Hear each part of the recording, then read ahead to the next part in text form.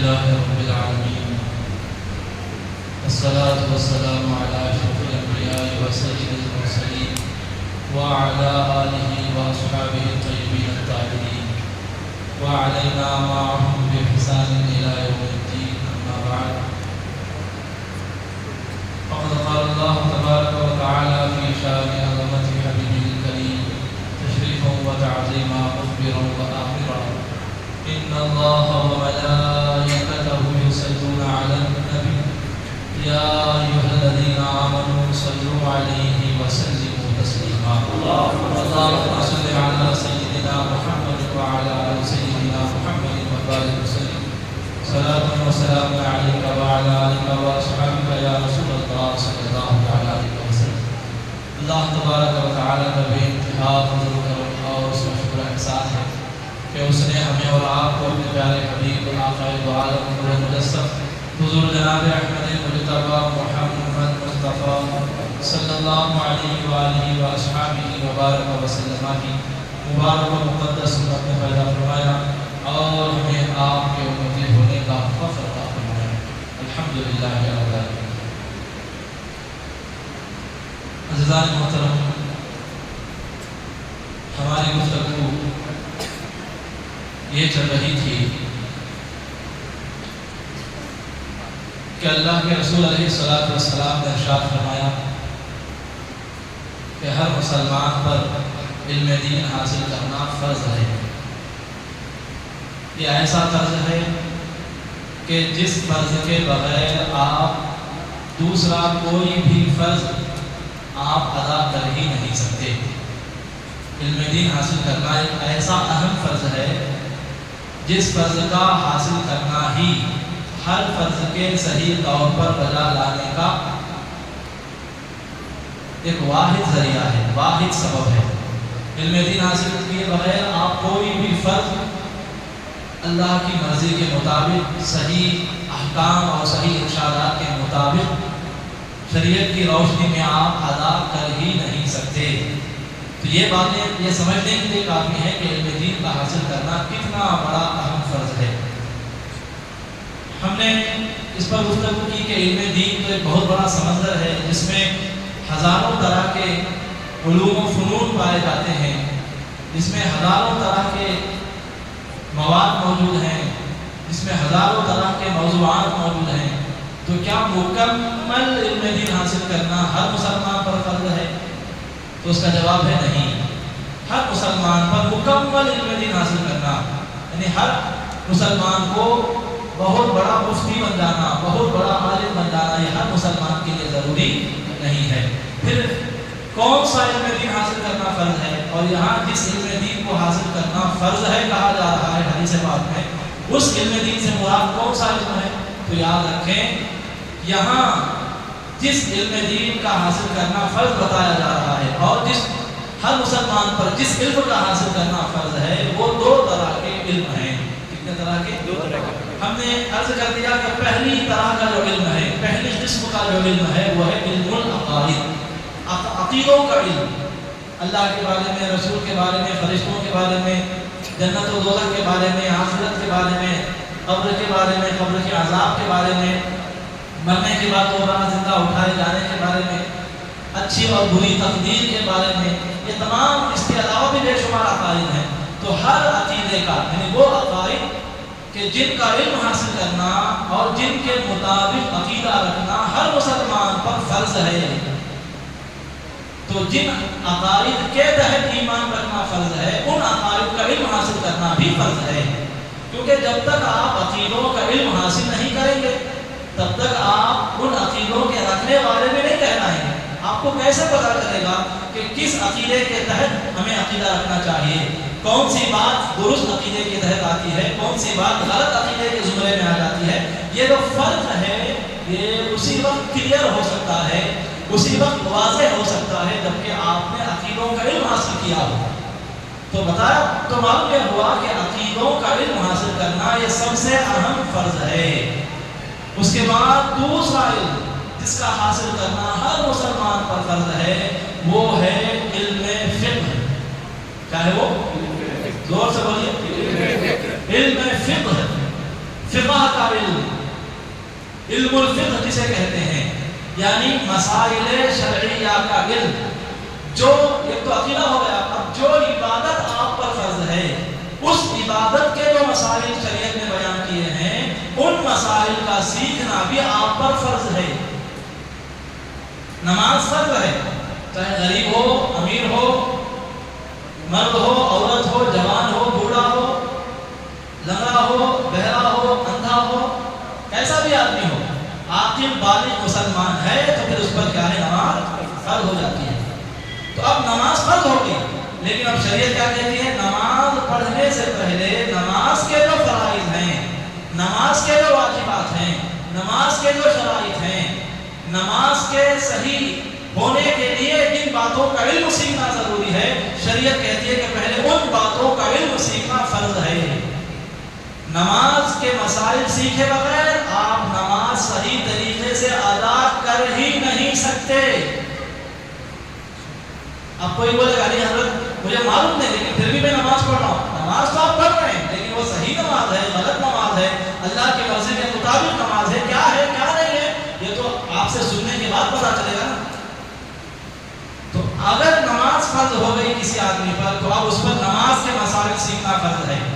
اسی طرح کسی پر حج فرض ہو گیا تو ایسا نہیں کہ حج فرض ہوتے فلیٹ میں اڑ کر چلے گئے، حج کر کے آ گئے، نہیں، حج فرض ہو گیا تو حج کے مسائل سیکھنا پہلے فرض ہے۔ زکوٰۃ فرض ہو گئی، صاحب نصاب ہو گیا، زکوٰۃ فرض ہو گئی تو ایسا نہیں کہ دل میں جتنا آیا اتنا دے دیے، جسے آیا اسے دے دیے، نہیں، بلکہ آپ کو پہلے زکوٰۃ کے مسائل کا سیکھنا فرض ہے کہ کتنا مال مجھے دینا چاہیے، کسے دینا چاہیے، کسے نہیں دینا چاہیے، جی، تو یہ پہلے مسائل جو زکوٰۃ کے وہ سیکھنا آپ پر فرض ہے۔ اسی طرح رمضان کا مہینہ آ گیا، روزہ فرض ہو گیا آپ پر، تو اب روزے کے مسائل سیکھنا آپ پر فرض ہے۔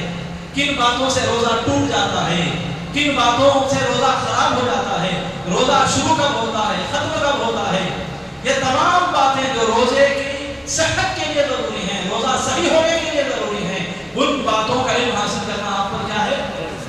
فرض ہے۔ آپ بزنس کرتے ہیں، تاجر ہیں آپ، تو اب آپ تاجر ہیں تو تجارت کے مسائل سیکھنا آپ پر فرض ہے۔ کس طرح خریدنا ہے، کس طرح بیچنا ہے، اور تجارت کی کئی ساری قسمیں ہیں، تو تجارت اگر آپ کر رہے ہیں، تاجر ہیں، بزنس مین ہیں، تو بزنس کے مسائل جو شریعت نے بیان کیے ہیں ان کا سیکھنا آپ پر فرض ہے۔ بغیر سیکھے کہ آپ دل میں جو آیا بزنس کر رہے ہیں آپ، تو اب آپ گناہ کرنے والے ہوں گے۔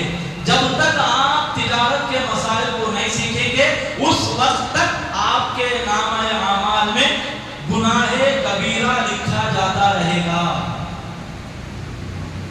میں کئی دفعہ عرض کر چکا ہوں، آپ نے ایک مرتبہ زنا کیا، آپ نے مثال کے طور پر خدا نہ کرے اللہ ہماری حفاظت فرمائے، کسی آدمی نے ایک مرتبہ زنا کر دیا تو اسے زنا کرنے کا ایک گناہ کبیرہ لکھا جاتا ہے کہ اس نے ایک بار زنا کیا، تو جو ایک مرتبہ زنا کرتا ہے اس کے نامہ اعمال میں ایک مرتبہ زنا کرنے کا گناہ کبیرہ لکھا جاتا ہے۔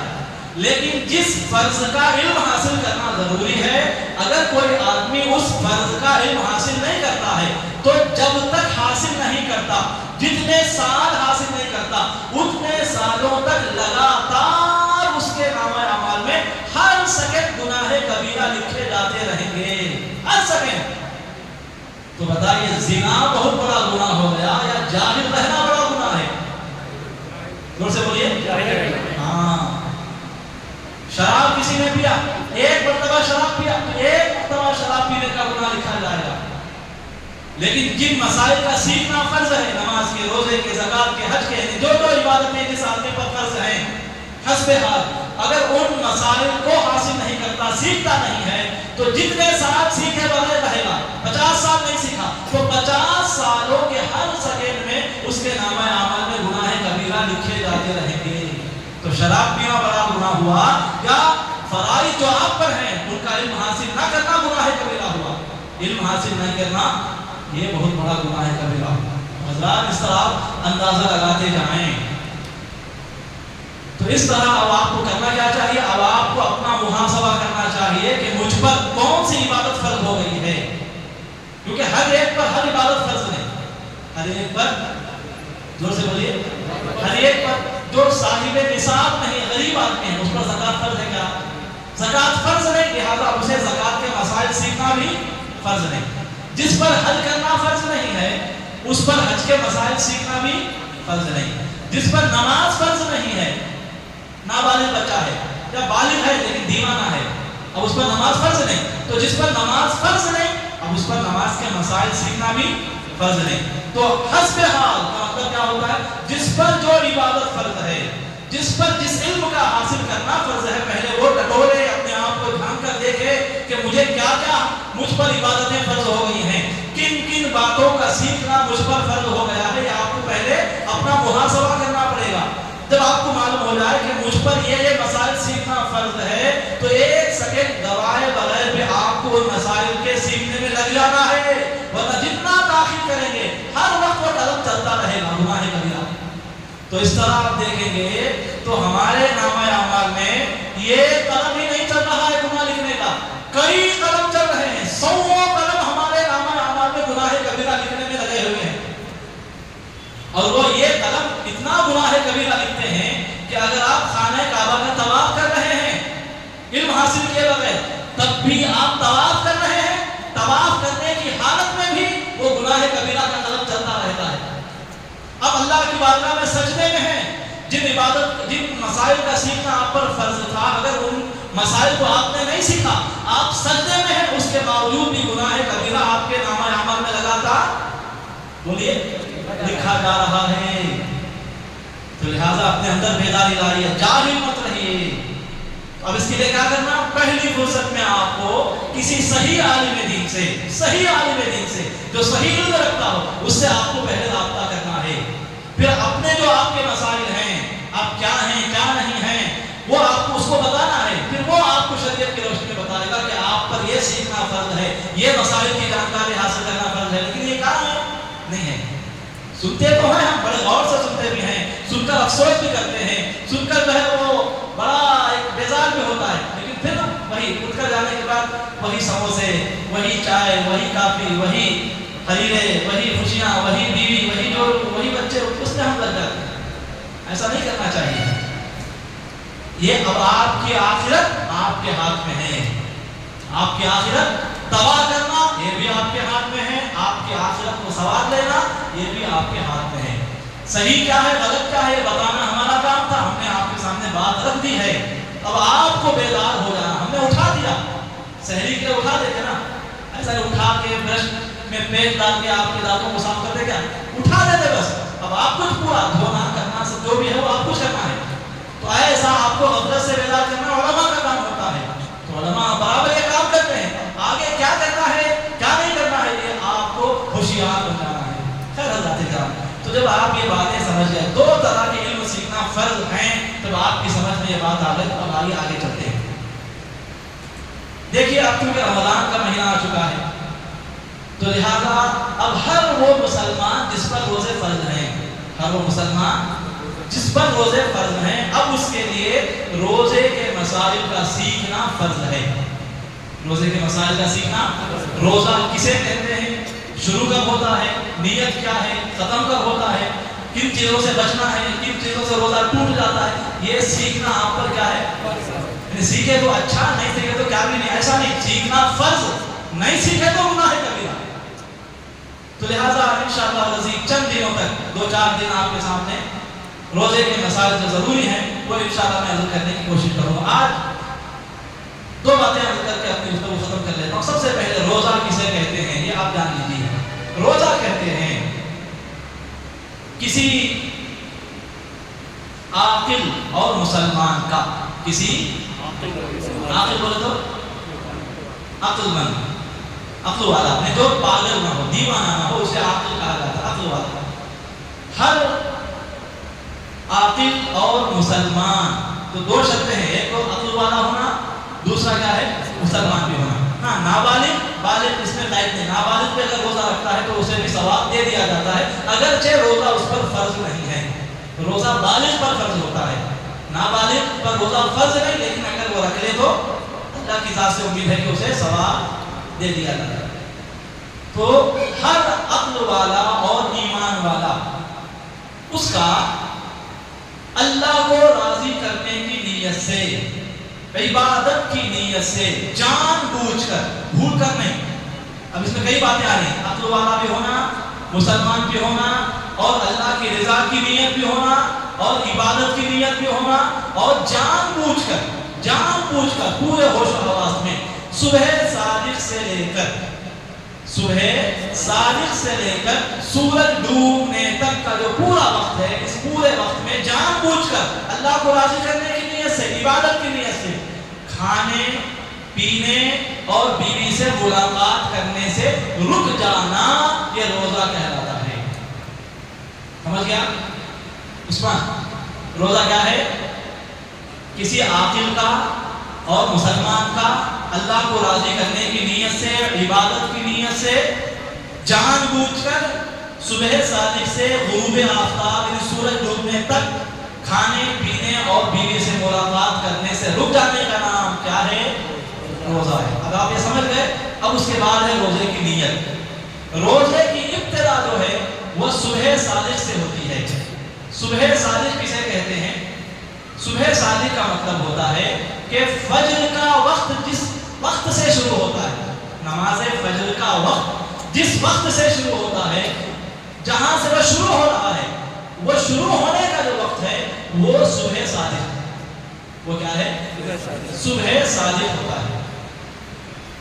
فجر کا وقت جس وقت شروع ہوتا ہے، جتنے گھنٹے اور جتنے منٹ اور جتنے سیکنڈ پر شروع ہوتا ہے، وہ شروع ہونے کا جو وقت ہے وہ، اس کی اور بھی تعریف ہے، اس میں نہیں جاؤں گا، آسان لفظوں میں آپ کے سامنے عرض کر رہا ہوں۔ تو صبح صادق سے لے کر سورج ڈوبنے تک یہ پورا وقت روزے کا ہوتا ہے۔ اب اس کے بعد نیت ہے، روزے کی نیت۔ اگر کوئی آدمی بغیر نیت کے صبح صادق سے سورج ڈوبنے تک بھوکا پیاسا، بیوی سے بھی نہیں ملا، ایسا رہ گیا، لیکن روزے کی نیت نہیں ہے، تو اس کا روزہ نہیں۔ روزہ تو روزے کے روزہ ہونے کے لیے، روزہ کہلانے کے لیے نیت کا ہونا بھی ضروری ہے۔ اور نیت کا وقت کیا ہے؟ ایک ہے نیت کیا ہے، کس طرح نیت ہے، دوسرا ہے نیت کا وقت کیا ہے۔ تو دونوں میں الگ باتیں ہیں۔ نیت کا جو وقت ہے وہ شروع ہوتا ہے سورج ڈوبنے سے لے کر۔ اب کل روزہ رکھنا ہے نا ہم کو، زور سے بولیے، کل ہم کو روزہ رکھنا ہے، منگل کا روزہ۔ تو اس کل کے روزے کی نیت ہم کب سے کر سکتے ہیں؟ آج جب سورج ڈوب گیا مغرب میں، اس وقت سے ہی ہم کل کے روزے کی نیت کر لے سکتے ہیں۔ پوری رات ہم روزے کی نیت جب چاہیں تب کر لے سکتے ہیں۔ سورج ڈوبا تو نیت کا وقت بھی شروع ہو گیا۔ اب 7 بجے کیجیے، 8 بجے کیجیے، 3 بجے کیجیے، 4 بجے کیجیے، آپ کی مرضی۔ جب چاہیں آپ سورج ڈوبنے سے لے کر صبح صادق تک آپ جب چاہیں نیت کر لے سکتے ہیں۔ اور بھی ہے، میں آدھا عرض کر رہا ہوں۔ اب رات میں آپ نے نیت کر لی، مثال کے طور پر، اب میں نے نیت کر لی مثال کے طور پر کہ میں کل روزہ رکھوں گا، اللہ کو راضی کرنے کی نیت سے، عبادت کی نیت سے کل میں روزہ رکھوں گا، میں نے نیت کر لی۔ اب ایسا نہیں ہے کہ اب میں روزہ رکھنے کی نیت کر لیا تو اب میں کچھ کھا نہیں سکتا، کچھ پی نہیں سکتا، بیوی سے ملاقات نہیں کر سکتا، ایسا نہیں۔ رات میں اگر آپ نیت کر رہے ہیں، سورج ڈوبنے کے بعد اگر آپ نیت کر رہے ہیں، تو صبح صادق تک نیت کرنے کے باوجود بھی آپ کھا سکتے ہیں، پی سکتے ہیں، جو چاہے آپ کر سکتے ہیں۔ یہ رات پہ ساری دن میں نہیں، یہ سب کیا ہے؟ صرف رات میں آپ نیت کر لیے تو نیت کرنے کے بعد بھی کھا پی سکتے ہیں، بیوی سے ملاقات بھی کر سکتے ہیں۔ آپ کو پھر نئے سے نیت کرنے کی ضرورت نہیں ہے۔ ایک مرتبہ آپ نے نیت کر لی مغرب کے بعد یا 8 بجے، 10 بجے، 9 بجے، تو رات میں نیت کرنے کے بعد بھی کچھ بھی آپ کر سکتے ہیں، کھا پی سکتے ہیں، سب کچھ کر سکتے ہیں۔ اور کھا لیا تو پھر الگ سے آپ کو دوبارہ نیت کرنا ہے، ایسا نہیں ہے، ضرورت نہیں ہے۔ وہی نیت آپ کے لیے کل کے روزے کے صحیح ہونے کے لیے کافی ہے۔ لیکن یہ نیت کا وقت، نیت کب تک کر سکتے ہیں کا جواب صرف یہ نہیں ہے کہ صبح صادق تک ہی نیت کر سکتے، نہیں، بلکہ آپ سورج آج کا ڈوب جاتا ہے اس وقت سے لے کر کل جو دن ہوتا ہے، کل کا دن، اور کل کے دن میں نصف النہار شرعی، کب تک؟ دور سے بولیے، نصف النہار شرعی، جسے رہوائے کبریٰ بھی کہتے ہیں۔ یہ سب سیکھ کے رکھنا، یہ سیکھیں گے تو کیا ہوگا؟ آپ کی نماز بھی صحیح ہوگی، آپ کے روزے بھی صحیح ہوں گے، سمجھا؟ کیا ہے؟ نصف النہار شرعی اور ظہوہ کبریٰ، دونوں ایک ہی چیزیں ہیں۔ نصف النہار شرعی اور ظہوہ کبریٰ تک آپ اپنے روزے کی نیت کر سکتے ہیں، یعنی رات ہی میں کل کے روزے کی نیت کرنا ضروری نہیں، بلکہ کل کا سورج نکل بھی گیا، 8 بج گئے، 9 بج گئے، 10 بج گئے، تب بھی آپ ایک ایسا وقت ہے کہ اس وقت سے پہلے تک آپ روزے کی نیت کر لے سکتے ہیں۔ رات میں نیت نہیں کرے، صبح اٹھے اذان ہو گئی تھی تب بھی روزے کی نیت نہیں کرے آپ، فجر کی نماز بھی پڑھ لیے تب بھی روزے کی نیت نہیں کرے آپ، 8 بج گئے، 9 بج گئے، 9:30، 10 ہو گئے، تب بھی روزے کی نیت نہیں کرے۔ لیکن ایک وقت ایسا ہے کہ اس وقت کے آنے سے پہلے تک اب آپ روزے کی نیت کر لے سکتے ہیں، اب آپ کا روزہ صحیح ہو جائے گا۔ اب وہ وقت کیا ہے؟ اسی وقت کو ظہوہ کبریٰ اور نصف النہار شرعی کہتے ہیں۔ اب وہ ظہوہ کبریٰ کیا ہے، نصف النہار شرعی کسے کہتے ہیں، انشاءاللہ العزیز کل کی گفتگو میں آپ کے سامنے یہ بات عرض کی جائے گی۔ اللہ رب العزت کی بارگاہ میں دعا ہے کہ مولا تعالیٰ مجھے اور آپ کو کہنے سننے سے زیادہ شریعت کا علم حاصل کرنے کی توفیق عطا فرمائے، سب سے پہلے ہمیں شریعت سے محبت کرنے کی توفیق عطا فرمائے، آمین بجاہ نبی کریم صلی اللہ علیہ وسلم۔ وما علینا الا البلاغ۔ السلام علیکم ورحمۃ اللہ وبرکاتہ۔